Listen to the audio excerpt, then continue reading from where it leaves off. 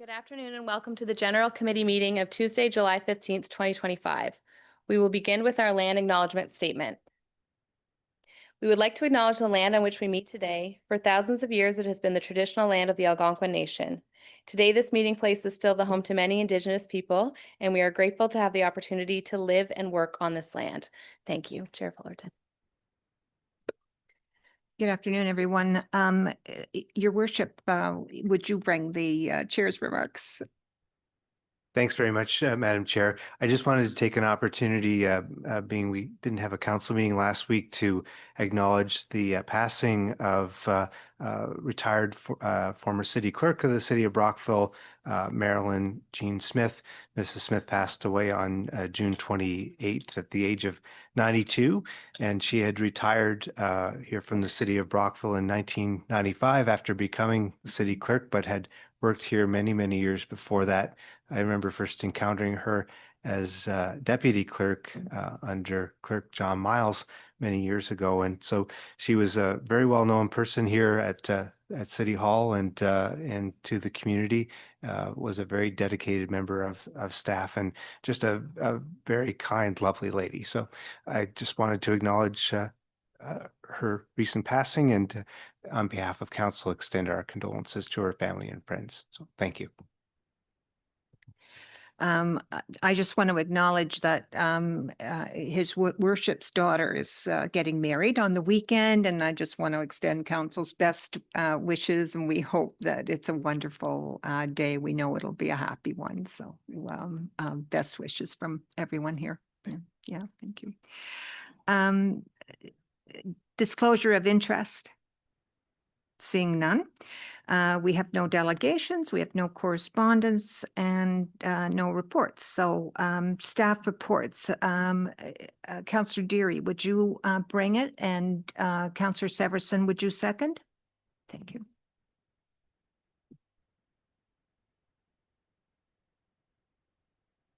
I thought it was on. Thank you. Thank you, Madam Chair. Staff reports 2025-129. Police Services Reserve Fund, that the Reserve Fund for Police Services be created and that the necessary bylaws be enacted. Are there any questions or comments related to the report? I think, yes, Councillor Deary. Okay. So I just wanted to get a better understanding of within the report. It talks about that this would give the Police Services Board an opportunity to create the Police Services Reserve Fund. And the discretion of the funds, my understanding from the report would be, the allocation of those funds would be at the discretion of the Police Services Board. Is that correct?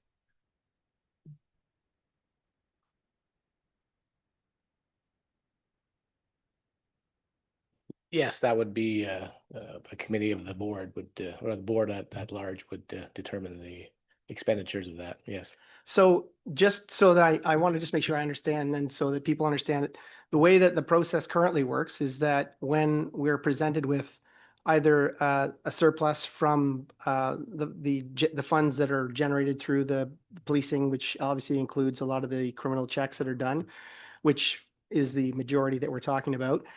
Any surpluses that come are then put back in the city's fiscal policy at this time. And then if the policing was to experience a deficit in the following year, then we would be able to pull from those funds to offset the deficits. Is that an accurate explanation of how it's handled? Up to this point, yes. Thank you. So when we talk about the changes essentially are, and I want to make sure that I get it right, because obviously I read the report as everyone else did. When you receive surpluses, the intent then is to put it into a special reserve that the Services Board would have full discretion over how it is spent without the involvement of council. And that's what essentially, is that correct? Is that accurate? Yes. So council would have discretion at budget time when we present the budget. So as you know, we come in February, March every year. We present our budget of our anticipated expenditures for the year. We present it. well, we get it through our board first, then we present it to council, and then council either approves or sends it back. Right. So that's the discretion, I guess, of council at that point. So that being said, council then would have no, these funds could be allocated prior. So at any time during the fiscal year, if you had a need for that funding and it fell within the purview of what you intended this fund to be for, you would not be going to council and asking if it's okay to Right. use those funds for that. Is that what I'm hearing? Correct. Right? So essentially the other point that was brought out in this is that if we do run a deficit, that you wouldn't be allowed to pull from those reserves to fund the deficit, but then that would just be taxes being paid by the taxpayer to supplement that deficit, correct? Well, first of all, the reserve fund is meant for extraordinary circumstances. Sure. To mitigate unusual expenses or sudden expenses. Now, in terms of the bylaw, our wish is to not have it written that it automatically the deficits get written off from that. We're not saying that we are not going to mitigate some of these expenditures during the year, but we are asking for it not to be part of the bylaw. And I appreciate you highlighting that. Because my next question was going to be, can you give me some specific examples of expenditures that you would feel would fall into that we may not be aware of, that you would like to see under the scope of this reserve? I'll ask the chief to help with this, but major crime, homicide, things that we don't anticipate or budget for specifically. Those are some things. In the past, we've had extraordinary WSIB costs that have hit us a few years ago that were a significant burden on our budget, and also legal indemnity. So when we have officers that are charged under the Police Act, it is our responsibility to defend them or their costs if they are found innocent. So again, those are hard expenses to predict, and in a given year, it can be quite extensive, that cost. So and I appreciate that.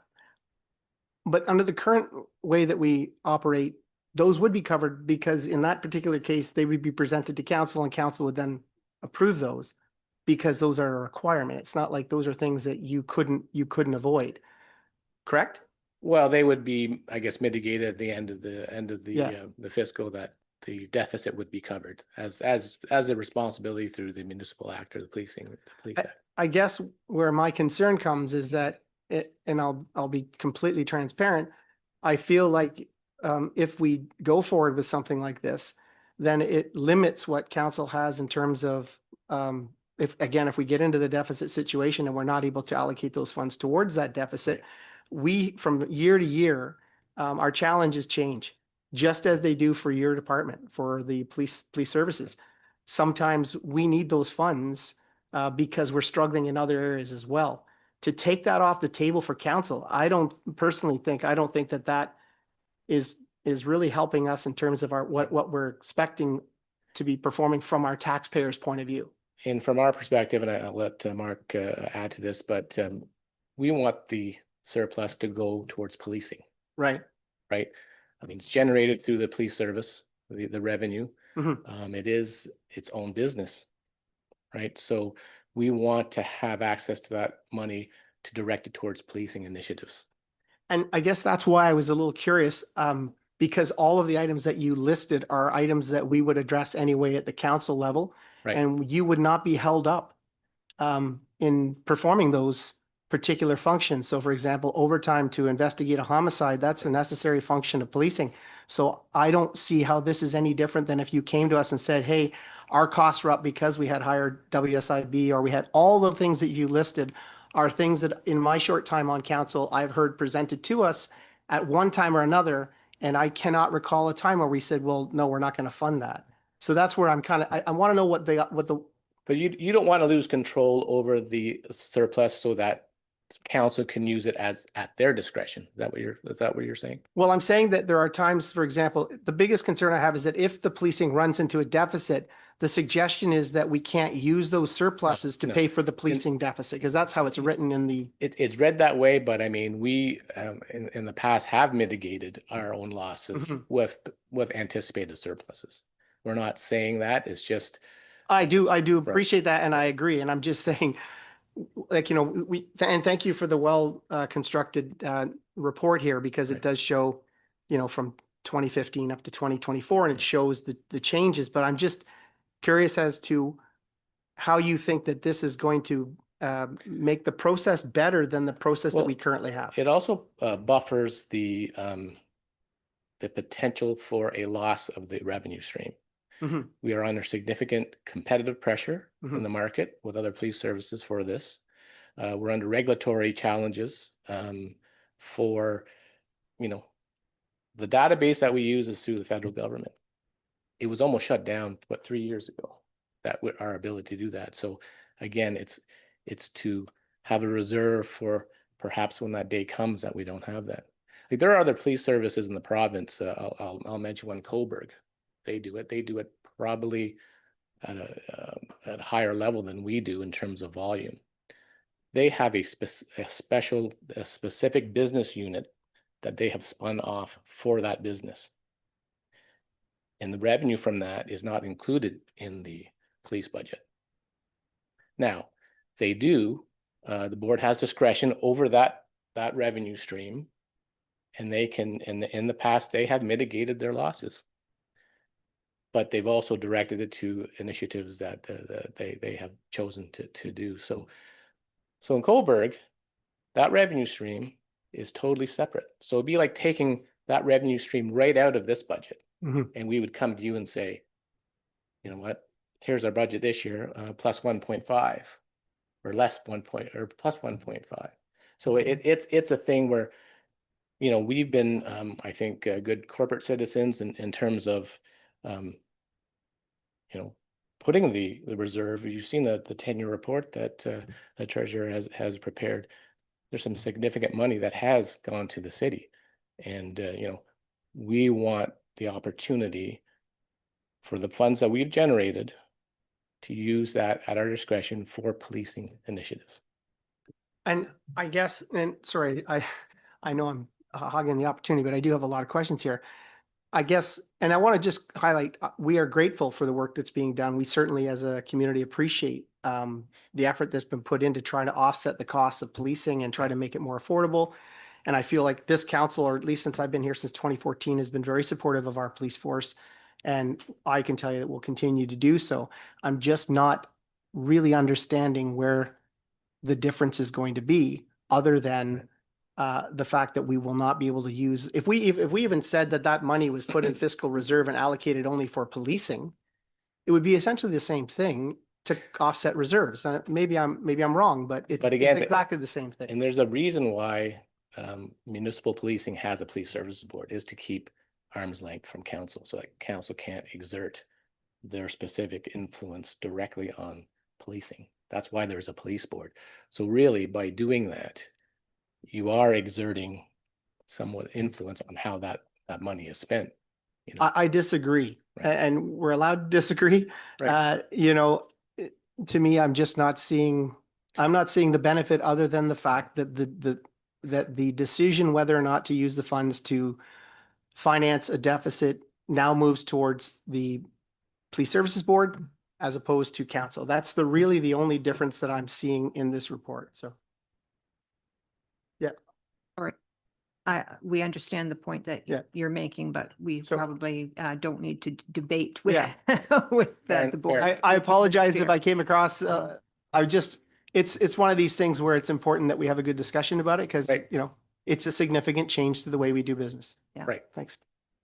I do agree with Councillor Deary, and I would like to see an amendment to the report that we have that that creates that balance of yes, the police services board can keep their surpluses, but when they have a deficit, it needs to come out of their surplus fund.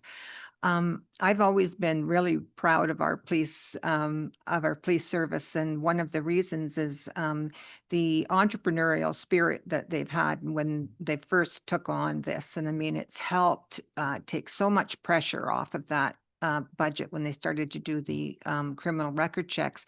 And I think we can see from your report, which, yes, very, very nicely done, that at the end of the day, over 10 years, you have almost $1 million in surplus. But it just seems like the fair thing to do in terms of the ratepayers is that when we set the budget, that's what we set the tax rates on. So we're not collecting any other budget. Your deficits have to come out of our surplus fund, which is fiscal policy reserve, which is meant to smooth out those issues. So it seems to me that if you have a reserve fund that has the money in it to cover it, that the fair thing to do is that if you keep the surplus, you also have to pay the deficit. And I think from if your history is any indication, you're still going to end up with some discretionary funds, which, I can certainly see that would be a benefit. And I have no problem with that for the police service, because they do earn that revenue. And I do think that it's a, great thing. And I think our police service does a great job. And I think it would be nice for them to have that. But I do think that it has to have the balance. It can't just be, we get the surplus, but you pay the deficit. That part of it didn't seem right to me, but that's me. Your worship. Thanks, Madam Chair, and thank you to those who've worked on bringing this forward. We had agreed during the budget process that council will be open to considering such a reserve fund with the Police Services Board. So good to see this coming forward. I guess I see both sides of the discussion as it's unfolding here. Police Services Board and the staff of Brockville Police have done a very good job creating this extra revenue stream. I forget what year it was that the council of the day was considering, an alternative way of providing police services in Brockville. If they had gone the direction of changing from a municipal force, we wouldn't have that revenue stream. And you might have all noticed last year during budget time, a lot of the area townships and communities that are policed by the OPP were faced with 25% increases that they weren't expecting.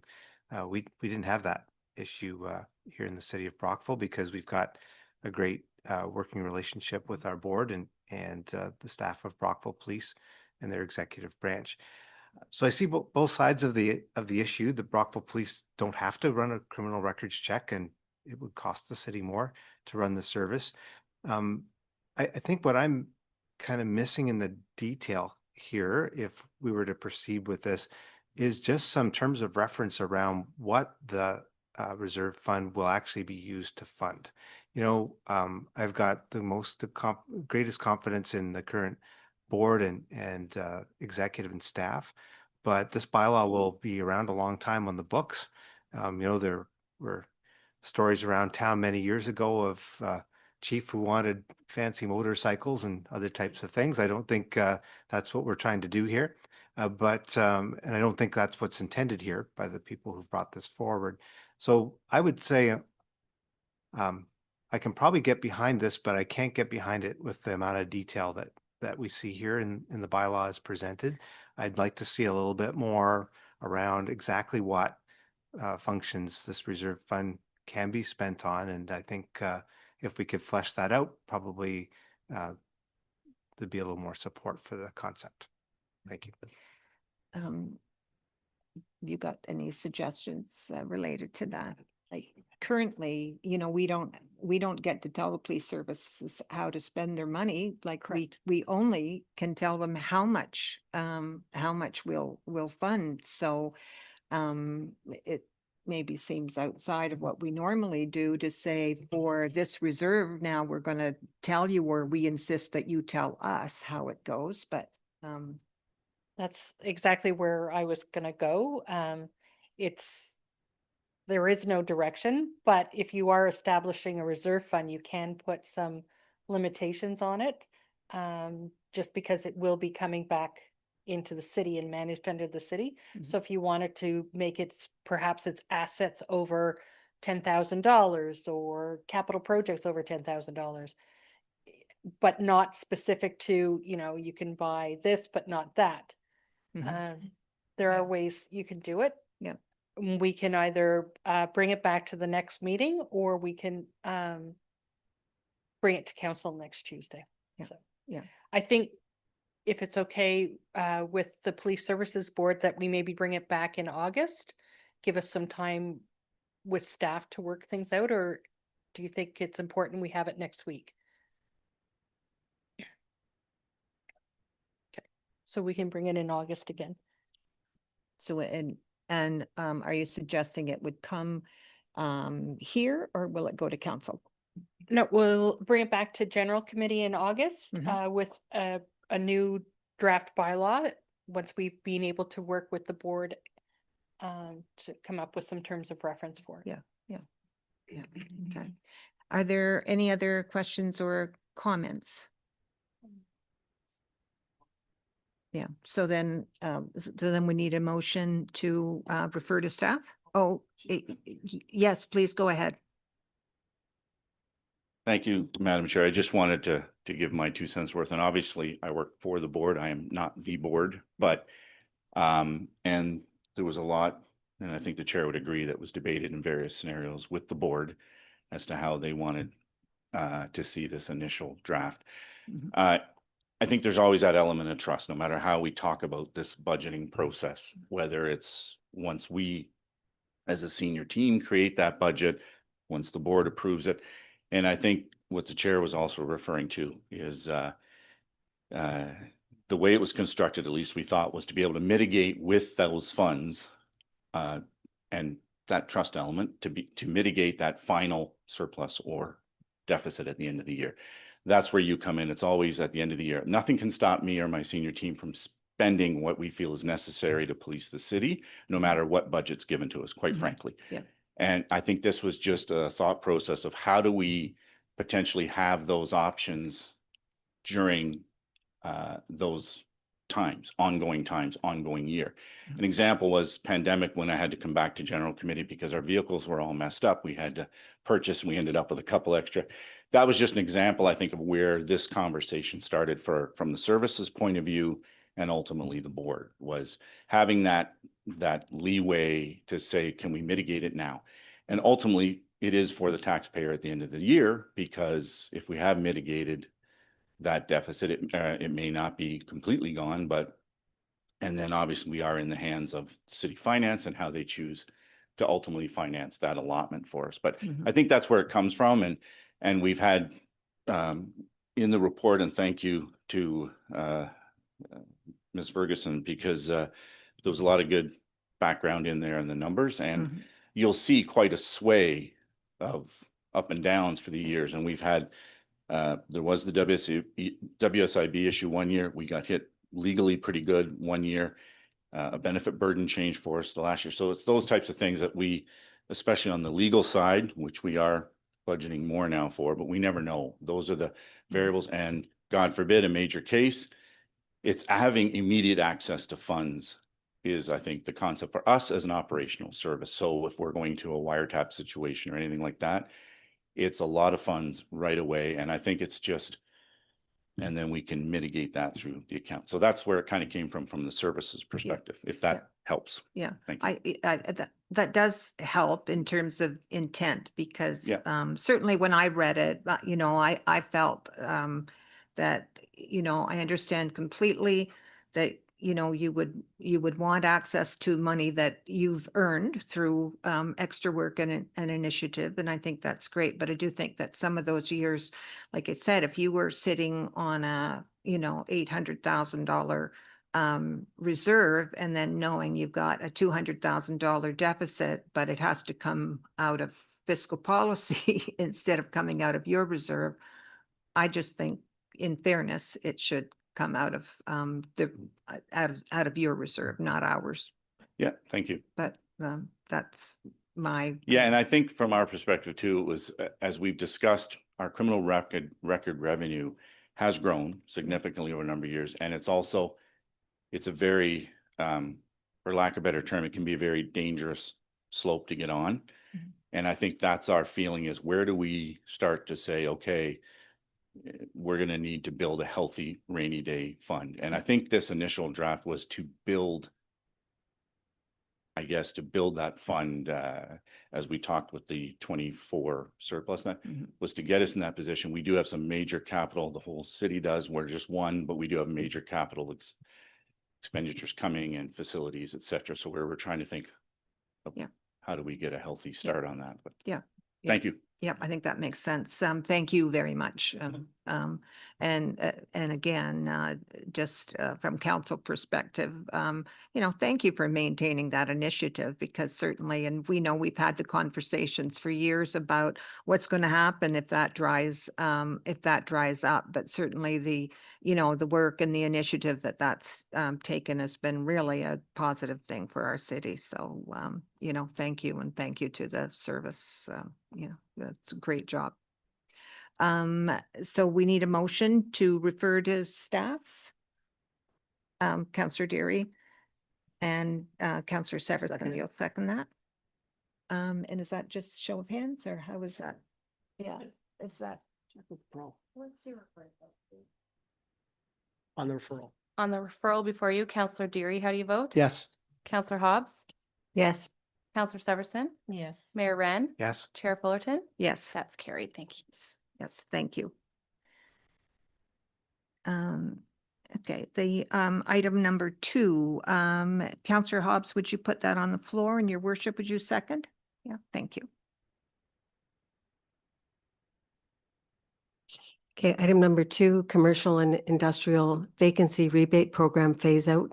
That council authorize the phase out of the city's commercial and industrial vacancy rebate program with the last eligible application year being 2026, and that the necessary bylaw be enacted.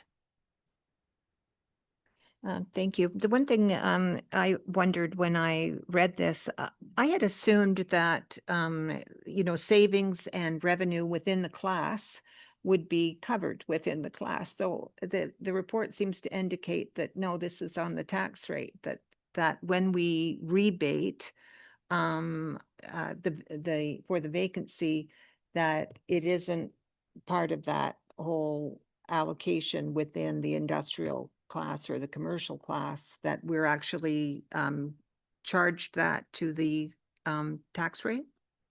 But somebody tell me about that. Thank you, through you, Madam Chair. Mm.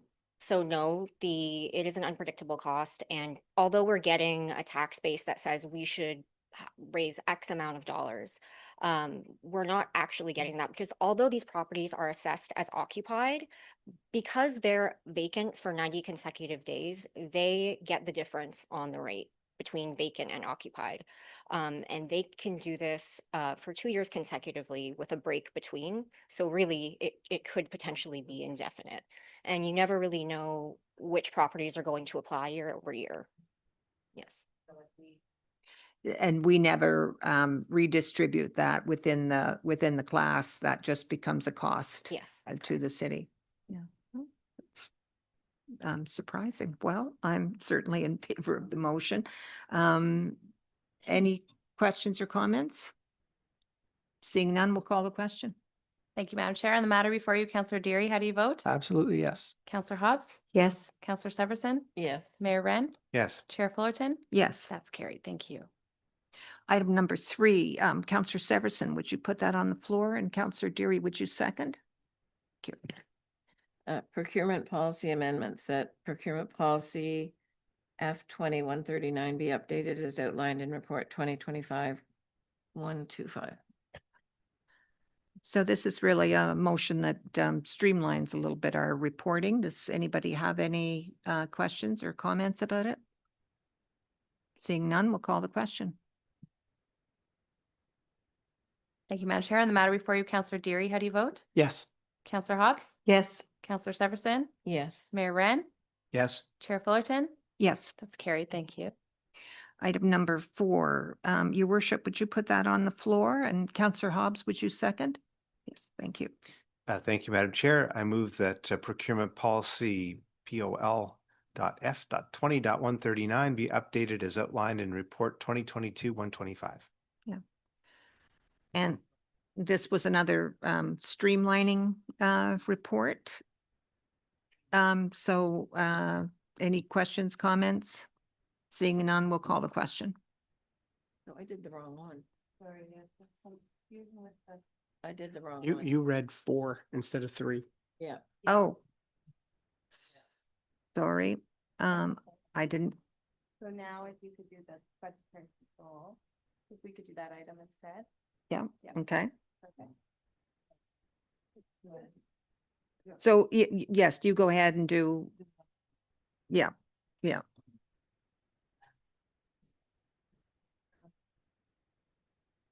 Anyway, okay. Sorry, I didn't notice. Budgetary control policy amendment that policy POLF 20-181 budgetary control policy be updated as outlined in report 2025-124. And my apologies. We'll call the question. Thank you. On the matter before you, Councillor Deary, how do you vote? Yes. Councillor Hobbs? Yes. Councillor Severson? Yes. Mayor Ren? Yes. Chair Fullerton? Yes. That's carried. Thank Okay, now, and so number 4, we've done already. So moving on to number 5, Councillor Deary, would you put that on the floor? And Councillor Severson, would you second? Thank you. Thank you, Madam Chair. Item 5 is 2025-132, July 2025 variance report. That report 2025-132, July 2025 variance report be received. Thank you. The one thing that I noticed about the report is I was surprised to see that the tourism budget was 70% spent. So I got an explanation for it, but I wonder if who's the best to answer that? Thank you, and through you, Madam Chair. So yes, the items on in the report where it says about 70%, you have to, it's not a full year yet, and there are still some revenues and stuff to be posted within the department that will line it up a little bit better. So they were not. So, so in terms of the way the variance is calculated, it's not on the total amount of the budget. Like I would have expected that the revenue wouldn't affect that, but you were anticipating revenue that, you know, that we were just talking about what percentage of the expenditures have happened, but that's not how this variance works. So could you just clarify? Yes, the levy, because the levy is the net revenue and expense, we then report variances on the net revenue and expense. So it's a net.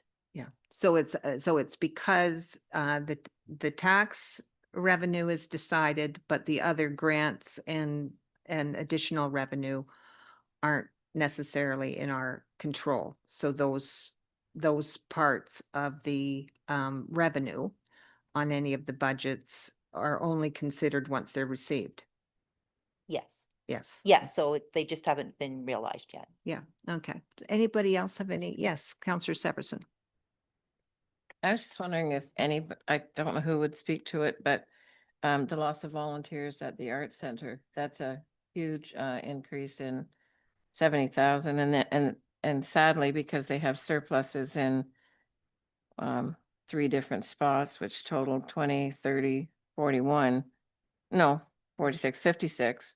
But then we have the 70,000 for loss of volunteers. I'm wondering why we're losing volunteers. That's a difficult question to answer, but it has a lot. It's just, I think the climate right now, there's just people not volunteering, even though we constantly go out. And in some cases, the it's the type of show, like we're doing a lot more movies and people aren't as interested to come and volunteer for a movie. We can't we'd ask them, but they'd rather come and volunteer for a show, a performance show rather than a movie. So we've just having to backfill. And the other thing is we're operating the canteen or the bar more frequently, and we do have to have people with SmartServe working there, and there are less people interested in having a volunteer position that requires them to do SmartServe. So, but we are looking at other ways to try and mitigate some of that.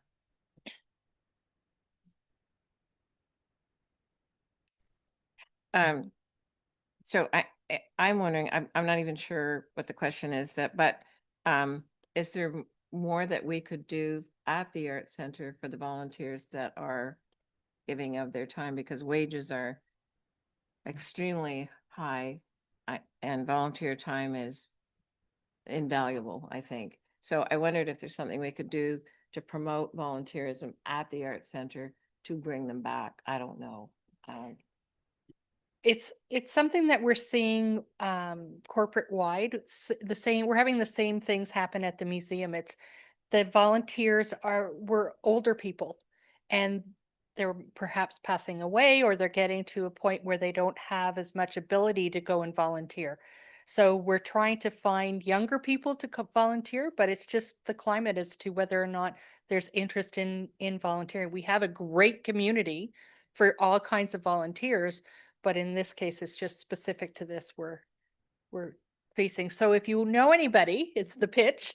If anybody would like to volunteer at the Art Center or the museum, please contact us, and we'd be happy to get you trained up and on the roster.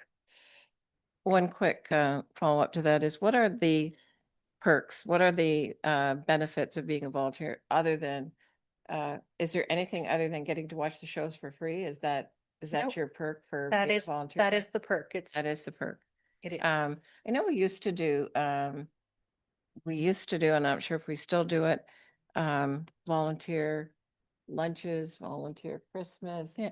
volunteer. We do. The Art Center does do a couple of potlucks a year for their volunteers, and they try and do an annual barbecue between the museum and the Art Center to recognize the volunteers. But we don't have a formal recognition program for volunteers. Councillor Deary.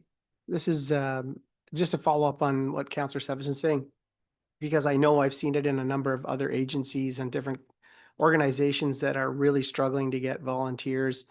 And, this is one of those things where we've often taken for granted how fortunate we've been to have the number of people that we have had volunteer. And that being said, and this affects the Art Center directly, we have to expect that if this is going to continue to trend in this direction, then the costs are going to have to go up, and we're going to be, obviously people are going to start to see this reflected in their tax bill. One of the suggestions that I've heard of before in other communities is where, for example, in an arts center, they would have different draws that volunteers' names are put into that get them to certain select shows and give them 2 tickets to maybe some of the more highly sought after types of events that don't necessarily have to be at the arts center, but it could be other areas in the city they're doing it. And it sort of works out as a nice incentive. But I do agree with Councillor Severson that if even though good people are volunteering their time, and as we all know, time is next to our health is the most valuable thing that we have. So we really, really want to make sure that the people who do it, we show them our appreciation in some way or another. Most of the people that I'm looking at have volunteered quite a bit throughout their lives and their careers and that. And unfortunately, what we're seeing today is a trend sort of heading in the wrong direction. So I'm hoping that these organizations like the Art Center or other areas like I was with the board of the museum, that maybe they kind of collectively come together and determine if there are maybe some better incentives that they can do that might draw people in, because we really need the volunteers. So. Your worship, Thanks, Madam Chair. Not the item I wanted to talk about, but based on the conversation, I thought it was interesting to note. I'm on my way from here to the 2025 Volunteer Service Awards ceremony taking place at the Legion this evening with MPP Clark, and Ontario's Minister of Citizenship and Multiculturalism will be attending. And I remember being at it last year and MPP Clark saying they struggle to get nominations for these awards. So, all of us as elected officials, working closely with community groups and volunteers should do our part to make sure that we are submitting those nominations so that people do get recognized. So just a little plug for that ceremony. I agree with everything that was said. Back to the variance report. So this is up to the end of May, not quite the halfway mark through the year. And on a very large budget, we're looking at a projected deficit at the end of the year of 223,000. I think it's interesting to note that 150,000 of that deficit is property tax interest and penalties that we're not going to collect. So that's probably a good thing. And if you take that out, I would say that the directors and city staff are doing a very good job of managing expenses, because the issue here is, revenue. And a bit of an odd revenue stream. Not that expenses are off track to any great degree. So I just want to acknowledge the hard work to those that are managing the budget. As we progress into the year, I'd just be interested to note, because I think there's some other challenges that we'll be dealing with through the year. It would just be interesting to note in future variance reports if there might be an opportunity to find some offsetting savings somewhere in the budget. And I'm wondering if staff have any comment whether that's something that in future variance reports they could sort of highlight to us if we have to make some decisions.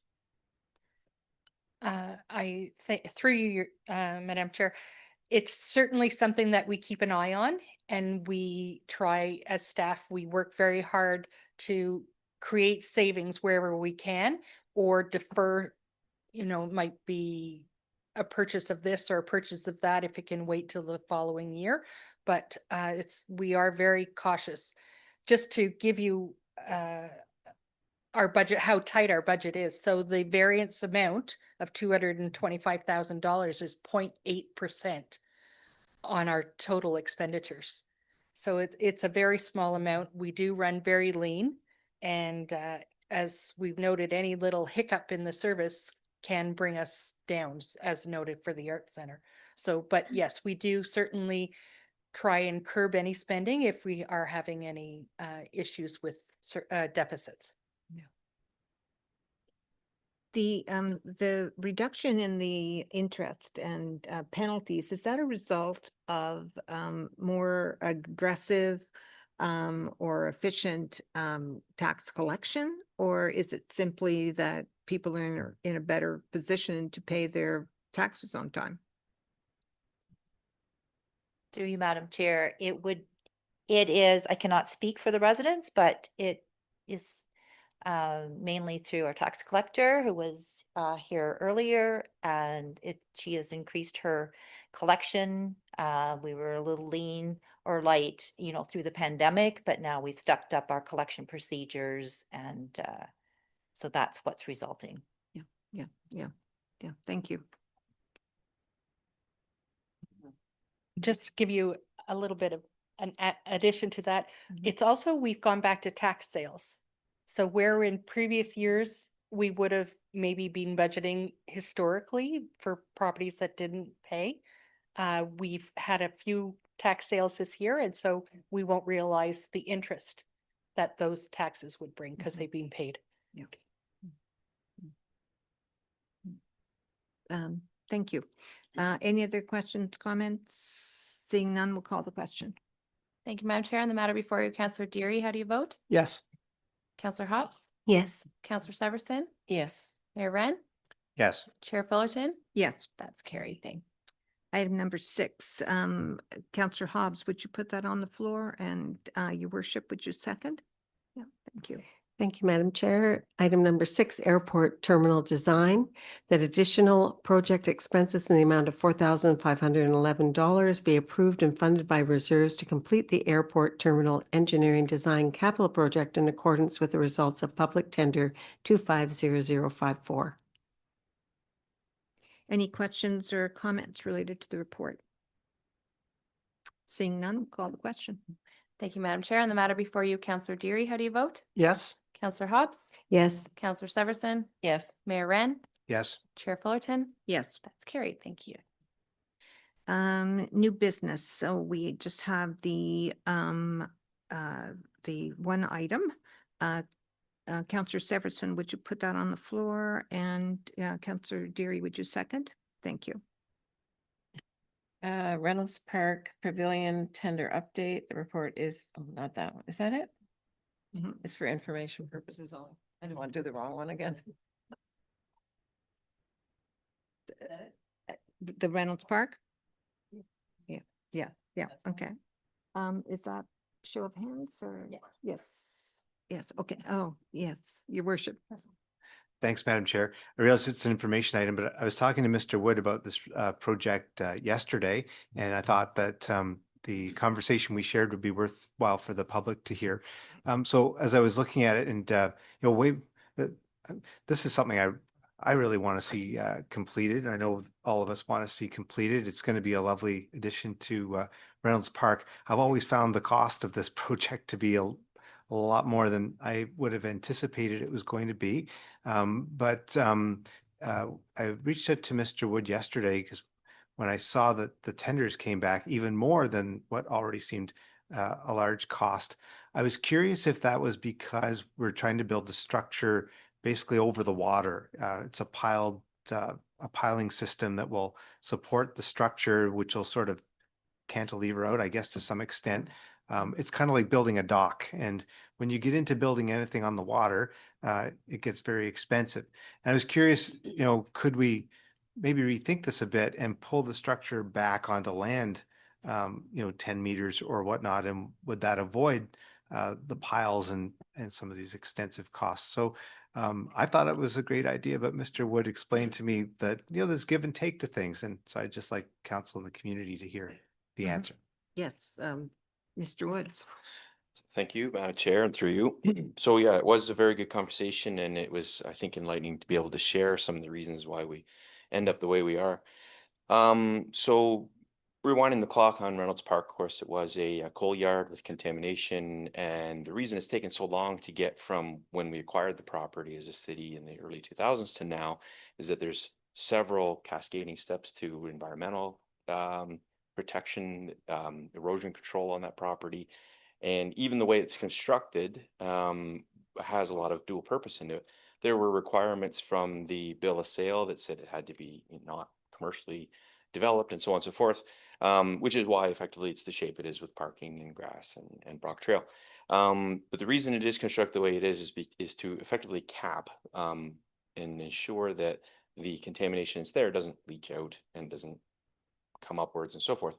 One of the restrictions on construction that was taken into account for this is that we weren't able to create a building that had a concrete foundation, for instance, like a slab, because that would require an additional system that would vent anything under it. That in itself would have to have an environmental control system, and you can imagine costs cascaded. There was even a question from yourself, Madam Chair, that could we put washrooms in there? Well, certainly we could. But then we'd have to take all of these additional controls into account. So for instance, the washroom we're looking to do in the park just on Market Street would probably be twice as much in Reynolds Park because of all these provisions. The reason the pavilion was conceptualized the way it was because in almost every regard, if we wanted to get away with that or away from all of the controls required, we could drive piles and the whole structure could exist on top of those piles. No, fast forwarding to when we were tendering it, the issues that we ran into, which led us to what's detailed in the report, were what they were. But the nice thing about tenders is about the piles is that it was a very contained scope. There wasn't a lot of variability from contractor to contractor on how much that cost. It was a definitive number of piles that have to be driven into the ground including into the erosion control and not into the water, so to speak, so that that part was fairly contained. So for all the reasons I mentioned, we do end up trying to design things the way they are so that they fit within the restrictions we have and the variables we have with that property. That being said, I'd be happy to answer more questions if that's helpful. Yeah, thank you. Any other questions? Seeing none, this is by show of hands, so all those in favor of receiving the report. Thank you, that's carried. The consent agenda, Councillor Deary, would you make suggestions? So as far as I know, there's just the one referral that was taken off, so it's Mhm. items 2 down, is that Yep. correct? So that the following items, do you want me to go through them or just list them items 2 Yeah, through no, to just 6? numbers, yep. Recommended by the general committee be placed on the consent agenda. Great. All those in favor? It's carried, thank you. Media question period. Yes, fine, thank you. As regarding the Police Services Board, this idea of a separate reserve fund, I'm just wondering if you can clarify what level of governing authority the city has. I know the police is one of those outside partners that are in the outside partners section of the budget, which indicate that the city doesn't have direct budgetary control. This would suggest you do have the authority to set up a reserve fund or to allow them to set one up and decide where the funds, the surpluses would be deposited. What level of authority does the city have over how the police board can conduct its budgeting operations? Well, the city has always had a bylaw saying that the any external board or service must return surpluses to the city, and that's always what's happened. But in this case, I think the reason we're considering it is because the police service many years ago took the initiative to start really what is in effect an enterprise, a business enterprise of doing criminal record checks. And so they generate revenue for themselves. And in many years, it's really been a saving grace in terms of their budget, that it makes it work, and that they are able to return surpluses to the city. You can see from the report that the net over 10 years is just under $900,000. So it's a significant amount of money, and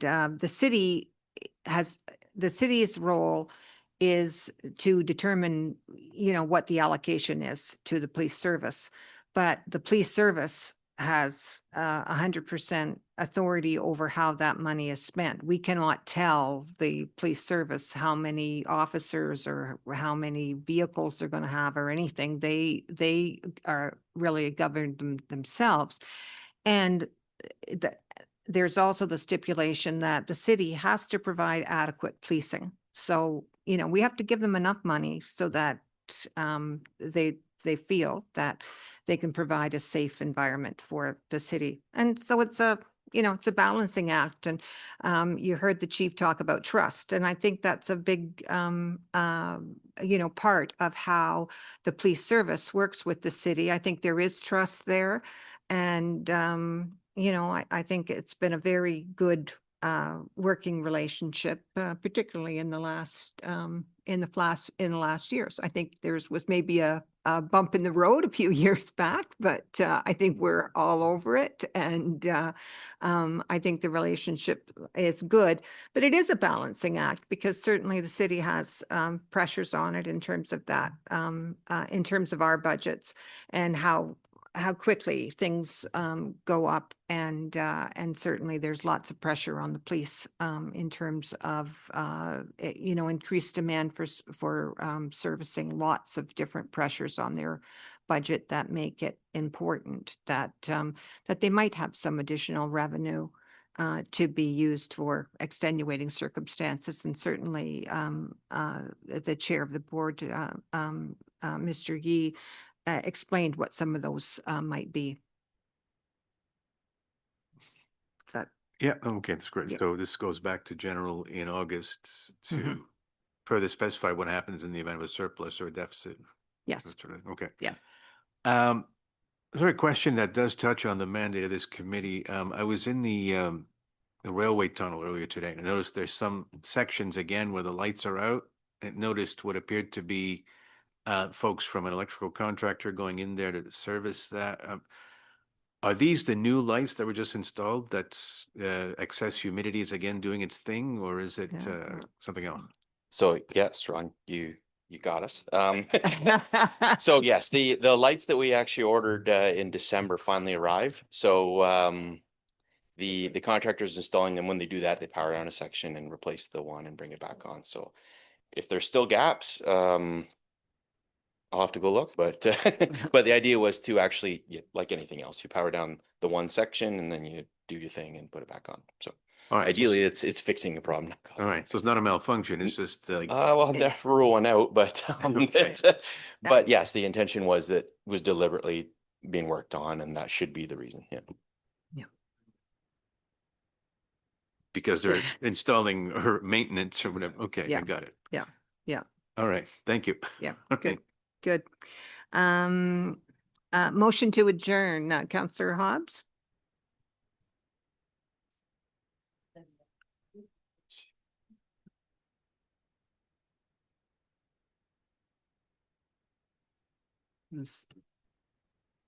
That the general committee adjourn its meeting until the next regular meeting scheduled for August 19th, 2025. All those in favor? That's carried. Thank you, everyone.